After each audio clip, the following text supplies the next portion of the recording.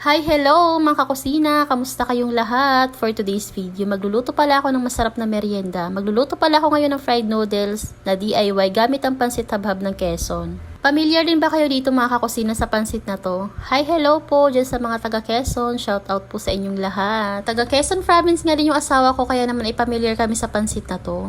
Madalasan kasi namin itong niluluto, itong pansit habhab, kaya naman naisipan ko na nga lang na mag-DIY ng fried noodles gamit itong pansit habhab. Nang sa ganun ay maiba naman yung luto ko dito. Panoorin nyo na nga lang mga kakusina at napakadali at napakabilis nga lang itong sundan. Ma-share ko nga lang sa inyo mga kakusina at konting kwentuhan nga lang tayo sa mga na-experience ko nga dito sa mundo ng pagbablog ko. Bago nga lang ako dito sa pagbablog ko mga kakusina at na-inspire nga lang ako sa mga ibang mommies na nagbablog dyan na naaabutin yung kanilang mga pangarap. Tao lang din naman tayo na nangangarap ng magandang buhay at dapat ay pinaghihirapan. Napansin ko nga na dito sa mundo ng pagbablog ay walang instant, dapat talaga ay pinaghihirapan at dapat talaga ay consistent ka sa ginagawa mo at unang-una ay magtiwala ka lang sa sarili mo at manalig ka lang din sa taas. Maliit pa nga lang itong followers ko mga kakusina, pero kahit ganun ay tuloy-tuloy ko nga lang itong ginagawa ko as long as na wala akong naapakang tao. Sabi nga nila, marami din talaga sa mga kaibigan mo ang hindi magnunood sa mga videos na ginagawa mo or hindi man lang magla-like, pero normal nga lang talaga yon at hindi nga natin sila mapipilit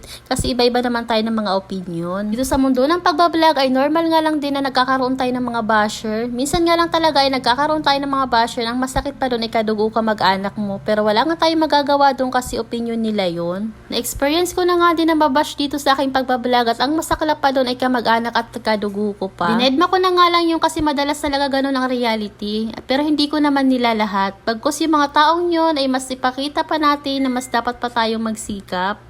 At wag nga tayong susuko at ituloy-tuloy nga lang natin yung ginagawa natin at kung ano man yung ating nasimulan. Dahil naniniwala talaga ako sa kasabihang kapag may tiyaga ay may nilaga. May mga panahon nga rin dito sa aking pagbablog ay gusto ko na talagang huminto. Pero naisip ko nga na kung hihinto ako ay walang mangyayari sa akin. Kaya naman ay tuloy-tuloy ko nga lang itong aking ginagawa as long as na nai-enjoy ko yung aking ginagawa.